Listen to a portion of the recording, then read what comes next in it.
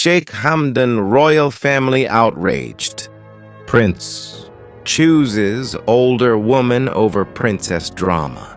English poetry in the golden halls of silence, where marble listens to secrets. A young prince walks alone, carrying a heart heavier than crowns.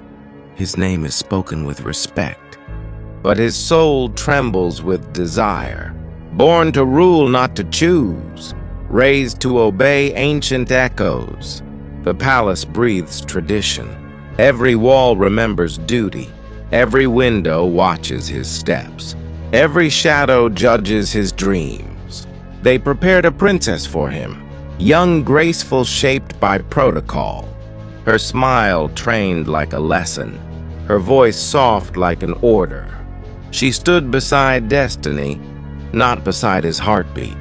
Her eyes reflected the throne, not the storms within him. Then came the woman of years, older than whispers dare to admit. Her presence calm and deep, like a desert night full of stars. She carried stories in her eyes, pain, wisdom, patience, and fire. Not shaped by palace rules, not polished for royal approval. She saw the prince as a man, not as a future symbol. She listened to his silence and answered without fear. In her words, he found rest. In her arms, he found truth. Time bowed before their bond. Age dissolved into meaning. But love in royal blood is measured by history, and history does not forgive those who break its script. The family felt the shift, like thunder before rain. Voices rose behind curtains. Faces hardened with outrage. They spoke of honor, of lineage and power, of how a prince must reflect the mirror of the nation. They called her a shadow, a distraction, a danger. They called him reckless, blinded by forbidden affection. But no one asked his heart what it had endured. No one counted the nights he prayed to feel alive. The prince stood before them, calm yet burning inside, his choice carved into his soul. Stronger than fear, he spoke of love without permission, of connection beyond age, of a woman who healed him when titles failed. The room froze in disbelief. Tradition shaking in silence, a royal line questioned by one honest confession. Outside the palace walls, the world began to whisper. Some called it scandal. Others called it courage. A prince choosing truth over scripted romance. A heart choosing depth over polished youth. She waited far from the noise, not asking for crowns, ready to walk away if love demanded sacrifice. Her strength was quiet, her dignity unbroken. She did not beg history to accept her place, and in that moment, the prince understood power, not in command or wealth, but in standing for love. The drama burned on, across halls and headlines, but something had shifted forever. A line crossed by the heart. This is not the end, only the first fracture, between duty and desire, between bloodline and breath. The night holds its breath as dawn approaches slowly, and the prince walks forward, with love beside him. Part 1 closes here, with fire still rising, and destiny still undecided, waiting for the next truth to be spoken. Morning arrives without warmth. The palace wakes in tension. Corridors echo with footsteps, not of servants, but of judgment. Eyes follow the prince. Whispers cling to his shadow. Respect mixed with disbelief. Love turned into accusation. The elders gather in silence, faces carved by generations. They carry the weight of ancestors, like armor around their hearts. They speak of legacy, of names written in stone, of alliances built on marriage, not on feeling. They remind him of promises made before he could speak, of destinies chosen for him. Before love learned his name, they say the woman is a storm that will erode the throne. They say her age is a wound that time will mock. But the prince listens calmly, his heart steady like flame. Because once truth is known, illusion loses its power. He remembers her hands, rough with lived years, gentle with understanding, holding him without demand. He remembers her voice, not sweet but honest, not trained but real, calling him by his soul. Outside the palace, the city hums with rumor. Some curse his defiance. Some secretly admire his courage. Young lovers feel hope rise. Older hearts feel pain reopen. Because his choice awakens dreams long buried. The princess hears the news. In a room full of mirrors, she sees her reflection crack. Not from jealousy, but confusion. She was raised for this role, taught how to smile and wait, but never taught how to be chosen for simply being herself. She does not hate the woman. She hates the system that dressed love like duty and called it honor. Meanwhile, the woman waits in a quiet place far away, watching the sky change colors, prepared for loss. She knows the cost of loving him, knows the weight he carries. She does not cling, she does not command. If he returns to the throne, she will release him. If he walks away from power, she will walk beside him. This is her strength, not youth, not beauty, but the courage to let go. If love requires freedom, the family plans quietly, meetings behind closed doors. They consider distance, exile, silent separation. They believe time can erase her, that pressure can bend him, that blood will defeat the heart, as it always has. But they forget one thing: a man awakened by love is no longer asleep to fear. The prince stands alone at night, looking at the city lights, each one a life unchained, each one a reminder. He thinks of his future, of crowns that feel heavy, of thrones that feel empty. Without her presence, he knows a choice approaches, not tomorrow, not next year, but now, in this breath. To obey and slowly disappear, or to love and become real. The moon watches silently as history holds its breath and destiny sharpens its edge. Night falls heavy on the palace. Lights glow like watchful eyes. The air tastes of decision, and sleep refuses mercy. The prince is summoned, not with anger but finality. A long table waits for him, polished by centuries of control. Faces sit like carved stone, voices measured and cold. They do not shout, they do not plead. They offer him a future, wrapped in approval, a marriage of alliance, a life without scandal. In return, they ask silence, distance from the woman, erasure of a chapter. They promise peace. The word peace feels hollow, like a room without air. He listens without shaking, but his heart speaks louder. He thinks of mornings with her, where time slowed gently, where he was not a symbol, but a breathing man. He thinks of her waiting, without demands or threats, ready to vanish if that would save him. The elders sense resistance. They tighten the terms. Privileges become conditions. Love becomes a liability. They warn him of consequences, of public shame, of history rewriting his name.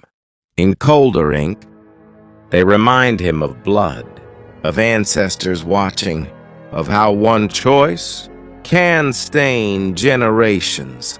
The prince rises slowly. The room stills. Even the walls lean closer to hear his truth. He speaks of life without love as a slow disappearance, of duty without soul as a beautiful prison. He speaks of a woman who saw him unguarded, who touched his wounds without fear of their depth. He says he will not erase her, will not pretend she was a mistake, will not trade truth for comfort. Silence crashes like thunder, not loud but crushing. The offer is withdrawn. The path is narrowed. They give him one last chance. Time to reconsider. Time meant to suffocate. Hope.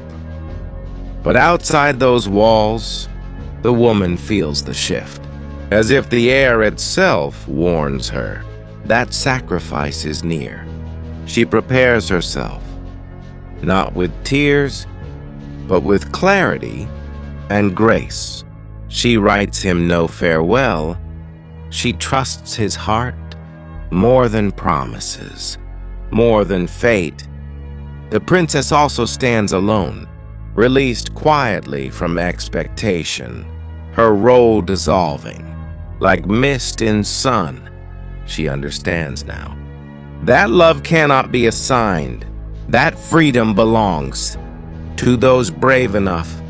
The city watches the palace, waiting for collapse or legend. No one knows which will come first. At dawn, the prince walks out, not escorted, not hidden. He steps into uncertainty.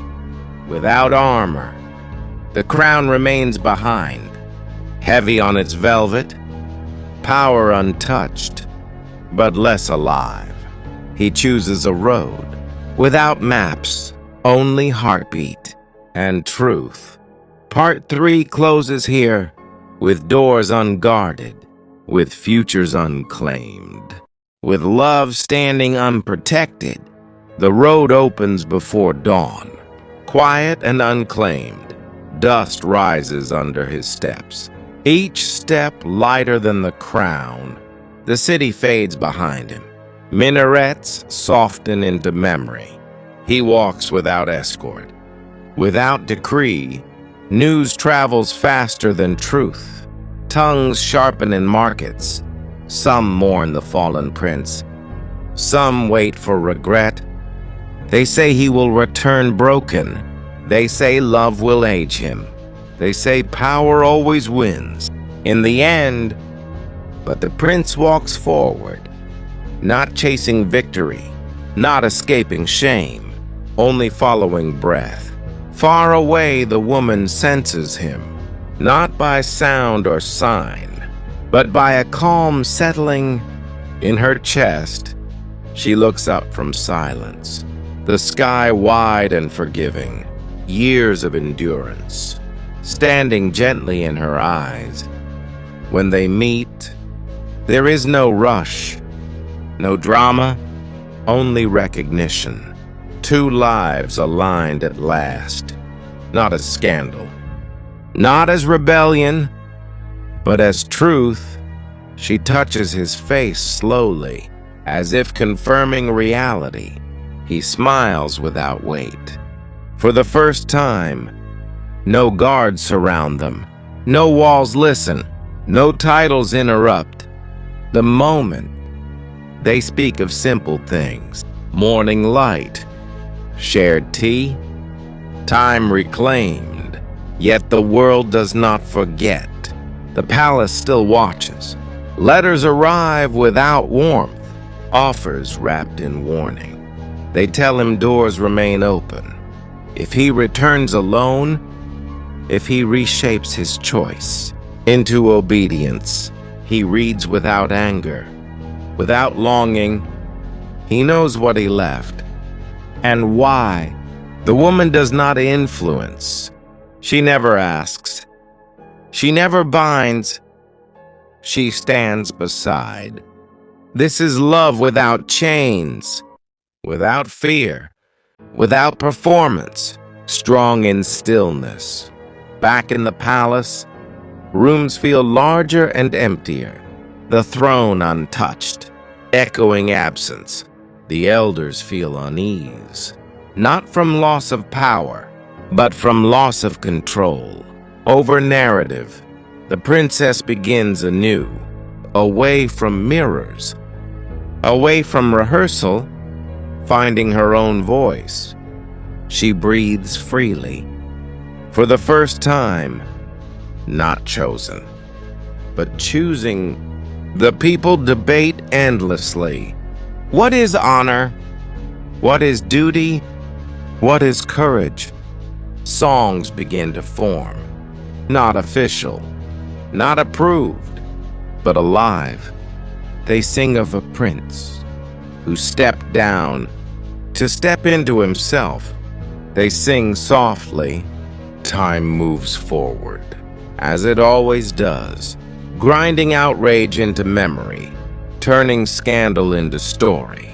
The prince builds a quieter life, without banners, without command, but with meaning.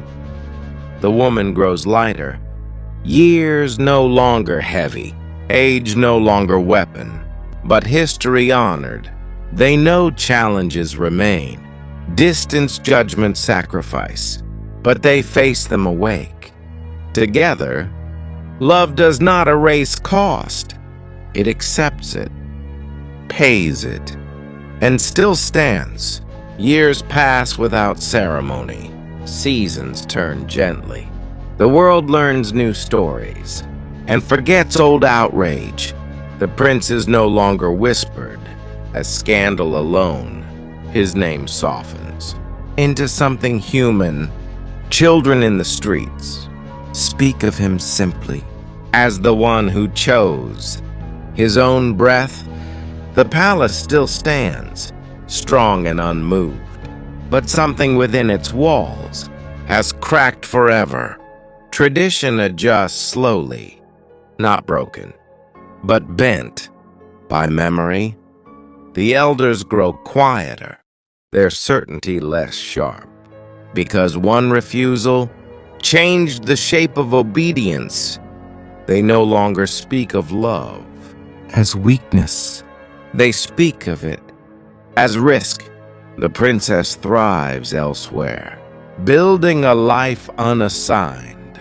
Her smile no longer rehearsed, her joy earned. She becomes proof that release can be mercy, that endings can heal. Both sides. The woman walks through years with calm authority, her age no longer measured by judgment. She becomes presence, not explanation, not defense, but truth. The prince stands beside her, not above, not ahead, but equal.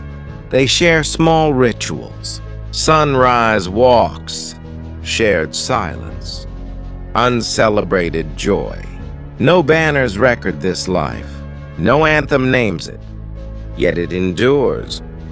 Without permission, sometimes at night, he dreams of marble halls, not with regret, but understanding.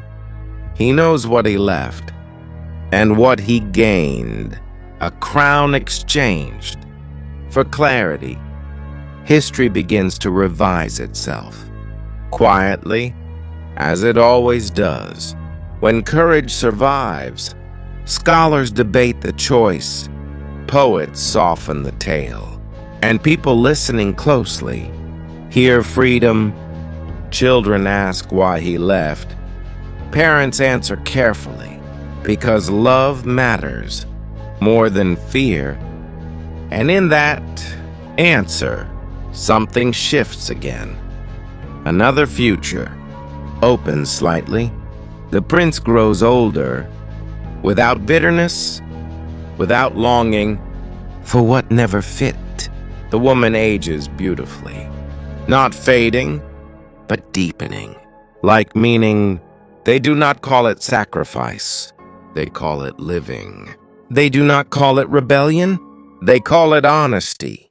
The palace remains a symbol, but not the center. The center moves. Where truth is chosen, legacy is not blood alone.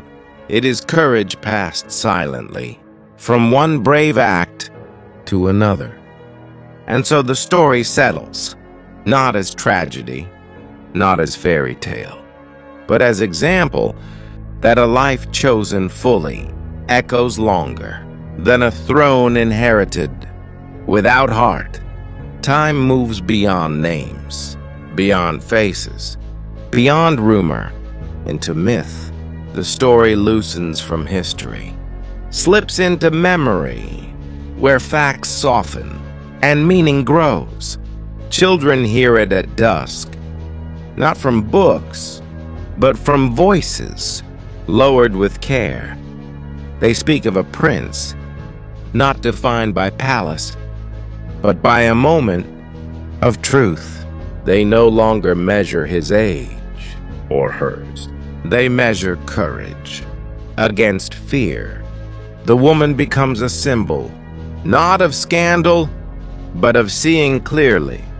When others looked away, in retellings she is ageless, neither young nor old, only present, only steady. The prince becomes a question, asked quietly. What would you choose? If everything watched, poets remove the noise. They strip away outrage. They keep one image, a man walking forward. Pain is remembered, but not centered. Loss is named, but not worshipped. What remains is choice, pure and exposed. A single step away from permission. The palace fades into backdrop. Marble turns to metaphor. Thrones become shadows. Behind the heart, scholars argue softly.